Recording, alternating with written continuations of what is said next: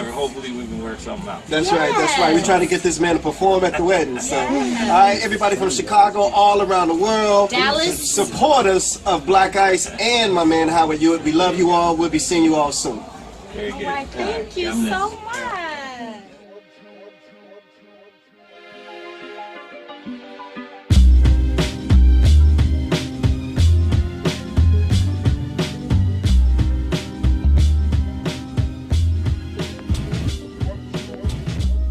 Today, my son was asked a question by his teacher to draw a picture of his hero.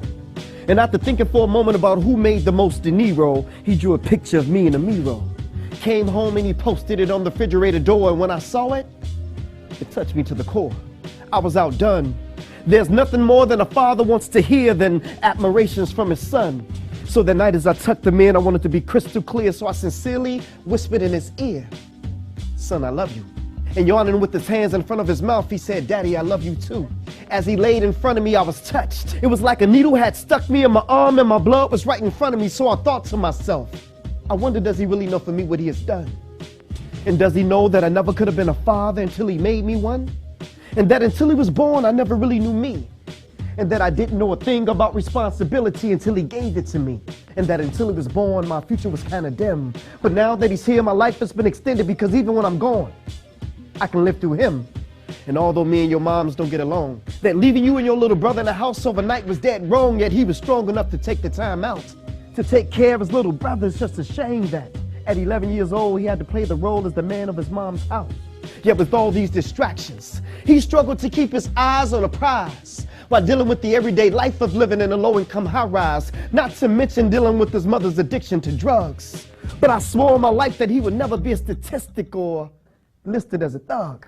So when he would come home with me on the weekend, I would help to build his self-esteem. I allowed him to dream and taught him just what it meant to be a strong black king. It kept him away from all hurt, harm, and danger. And told my son that you could be successful living in a low-income home if Jesus was born in a manger. But there was like this deep-rooted anger that reflected in his attitude, which caused some of his teachers to call me at home from school, but they ain't got a clue as to what he's going through now. And until he found a way to channel his anger, it just kept on slowing him down. But I'm proud to announce that he finally got it under control. Not only did he win first place in the school science project, but for the first time in his life, my little 11-year-old made the honor roll. So when I think about all the obstacles, the peer pressure from the other children, all the slanging and banging that he sees in front of his mother's building, the drug problems dealing with his mother, playing the role as the man of his mom's house and taking care of his little brother. When I think about how far he has come, and despite all the obstacles, everything that he has achieved and done, my son may consider me to be his hero. But to me, my hero is my son. Sometimes it feels like what? Everything is passing me by. So every now and then it feels like the ship has gone its own way. But I gotta be strong, gotta hold on. It won't be too long. Today my son was asked a question by his teacher to draw a picture of his hero. And I've been thinking for a moment about who made the most De Niro. He drew a picture of me in a mirror. Came home and posted it on the refrigerator door. And when I saw it, it touched me to the core. I was outdone. I'm sorry. There's nothing more than a father wants to hear than admirations from his son. So that night as I tucked him in, I wanted to be crystal clear. So I sincerely whispered in his ear, "Son, I love you." And yawning with his hands in front of his mouth, he said, "Daddy, I love you too." As he laid in front of me, I was touched. It was like a needle had stuck me in my arm and my blood was right in front of me. Then I thought to myself, I wonder, does he really know for me what he has done? And does he know that I never could have been a father until he made me one? And that until he was born, I never really knew me. And that I didn't know a damn thing about responsibility until he gave it to me. And that until he was born, my future was kind of dim. But now that he's here, my life has been extended.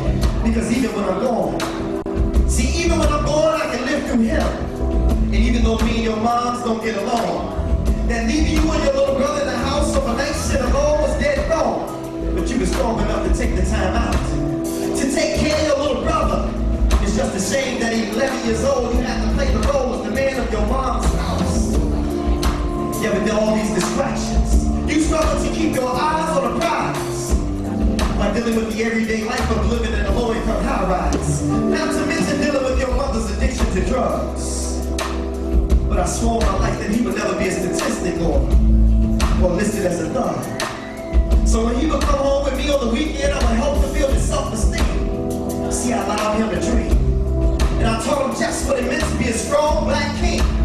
It kept him away from all hurt, harm, and danger. And told my son that you can be successful living in a low-income home if Jesus was born in a manger. But there was like this deep-rooted anger that reflected in his attitude, which caused some of his teachers to call me at home from school. But they ain't got a clue as to what he's going through now. And until he found a way to channel his anger, it just kept on slowing him down. But I'm proud to announce that he finally got it under control.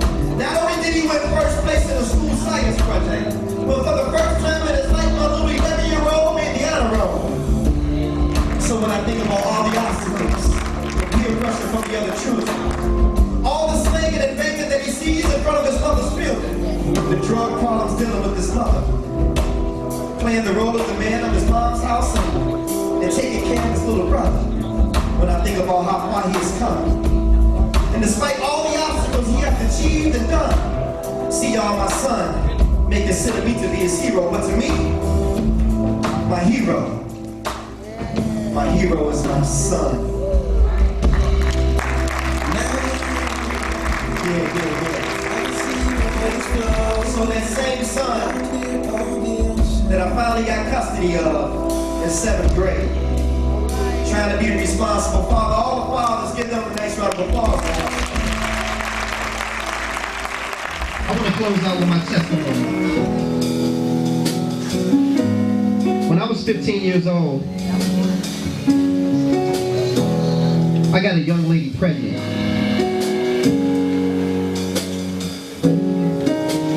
And, you know, of course, that was that same person I was in love with, my first love. She was 14, I was 15. And so her mom took her to go get an abortion. And when I look back now on my life, I just wonder what he or she could have been. What accomplishments he or she might have made. And see, when we talk about things like abortion, normally women just talk about those type of things. But I just want to tell y'all my story. Can I tell y'all my story? Tell the story. This is very important to me because it ties into something that would later on happen in my life. So I just want to share this with you. It's called Mission Abort.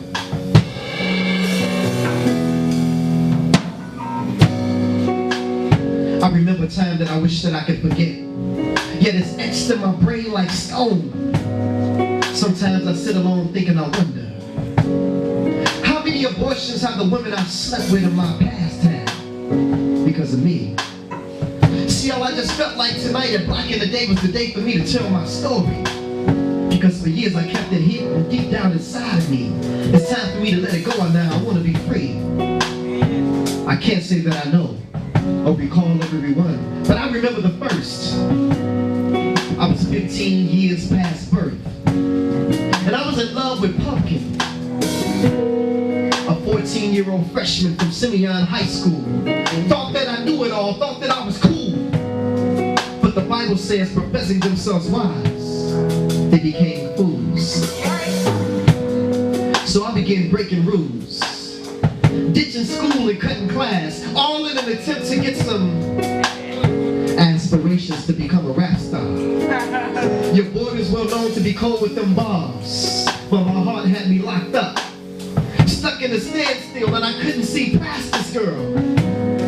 She became the center of my world and everything revolved around her. I had never felt like this before.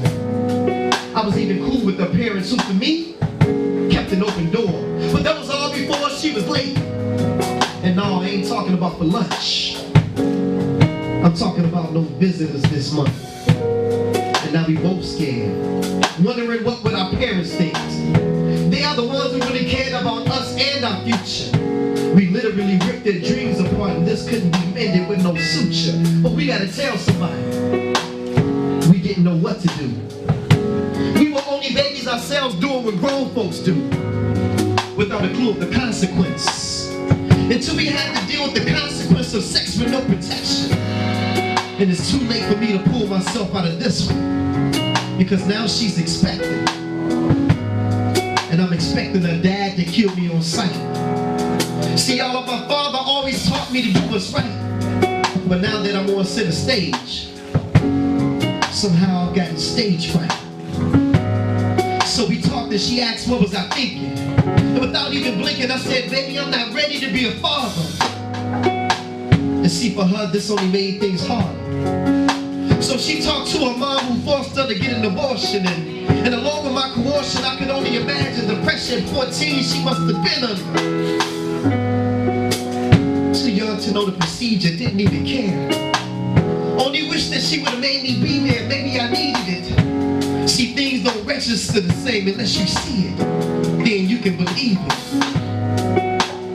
And now she's left with a permanent scar from a decision that we both made. But she's the only one who paid.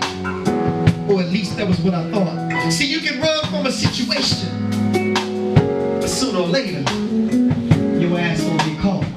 I felt like it was all my fault. And over 20 years later, my child that was born at the age of 15 has now come back to haunt me. My firstborn, at the age of 15, was taken away from me. He died from cancer. Too young to know the physical pain of an abortion, but now I know the answer is clear now. I see the picture, and it takes me back to that same scripture. Professing themselves wise, they became fools. So if there's any teens in the house listening tonight, please stay in school. Learn from my mistakes. Don't wait until it's too late. I'm sorry. I apologize. I wish that I could go back changing, rearrange things. If you only knew that the cover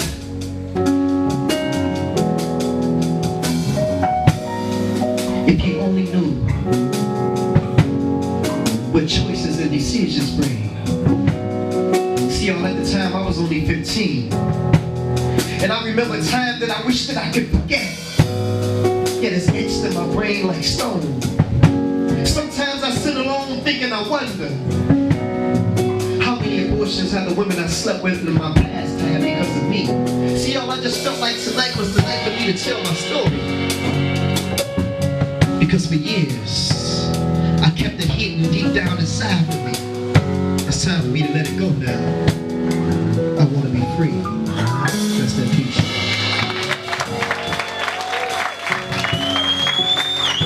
It's your boy.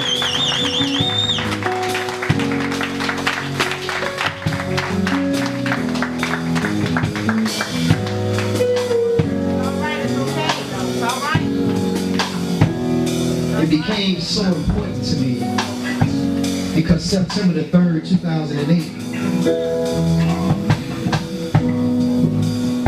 after my oldest son fought for a year and a half with osteosarcoma cancer,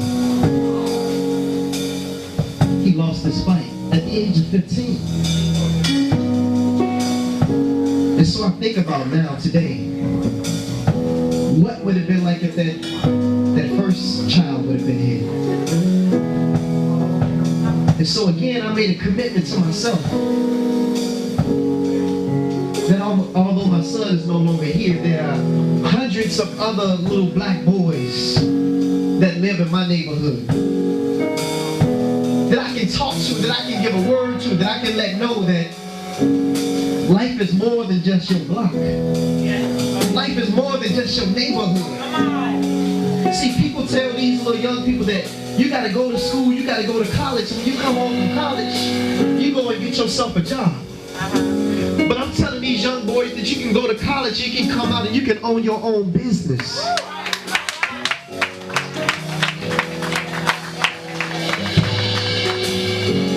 How many people people in the house never would have made it if it wasn't for God.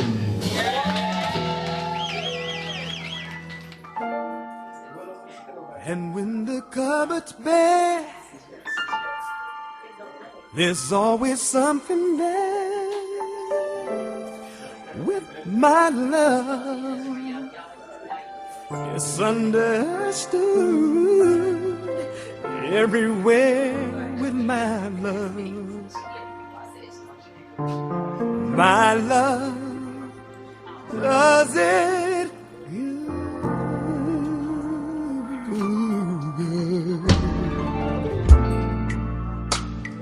And when I go away, I know my heart can stay with my love. It's understood everywhere with my love. My love does it good. Whoa.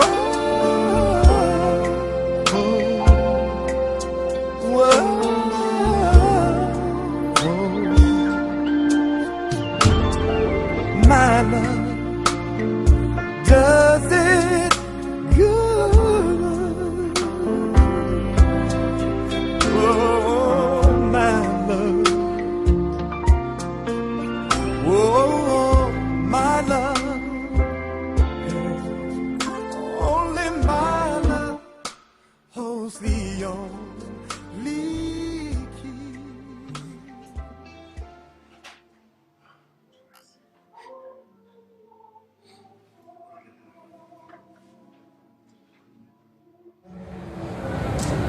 Give it up for my sister, Miss Kenya Henry, right here.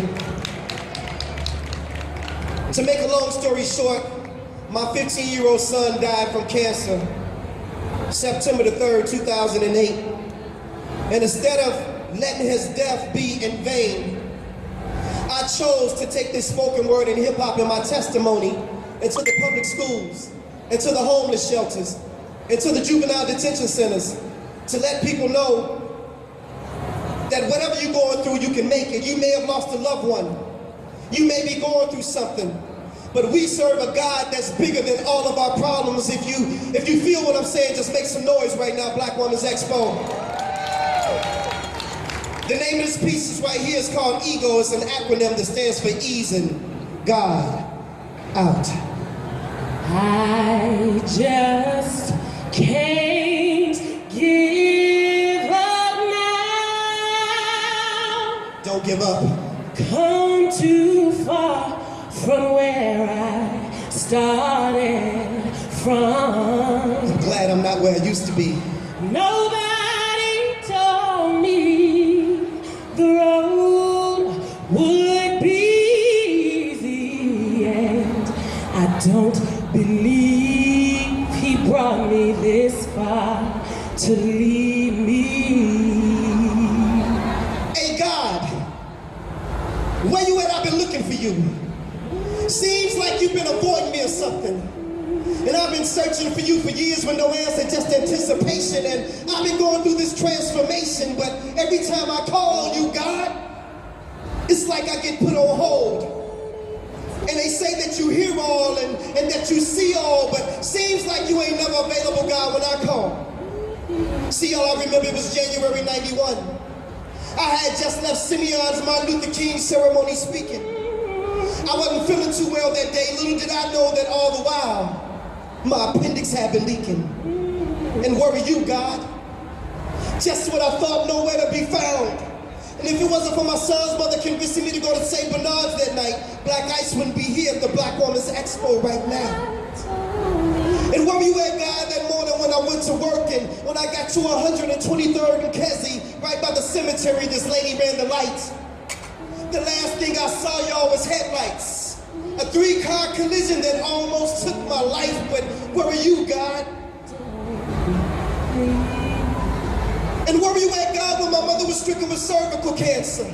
She's been going to the Kingdom Hall serving him since before I was born, and we both called on you and you still didn't answer. Come on, God, this is my mother. Tell me, is this how you treat all your sons and your daughters? And where you at, God, that day my son died? I sat at the University of Chicago and I watched him come back twice. You could have intervened. You could have saved his life. But where were you, God? Not a second or another minute, not an hour of another day, but at this moment, Lord, with my arms outstretched, I need you, Lord. I need you to make a way as you. I just need you to walk with me. So many times before, through a window or an open door, I stretch my hands to thee. Come rescue me. I need you right away. I need you now. I need you now, Lord. I need you now. I need you right now. I need you now. I need you now. He said, okay, My my son, I've heard enough. Now I know that times for you have been rough, but son, where's your faith? Seems like you only seek my face when you need me. For I am a full-time God, my son. Do you really believe in me? Well, if so, then you would know that I am the creator of the universe. All that you see from the highest heights of heaven to what you have discovered beneath the earth. See, I am the God of Abraham, Isaac, and Jacob. I am the God of Moses, Lot, and David. I am the one who made Solomon wise. I put Noah in the ark before the waters could rise. I gave Samson the strength to destroy the Philistines with no eyes. I am that smooth stone that David slung to smoke the light up in the hand. The cracks that crumble the walls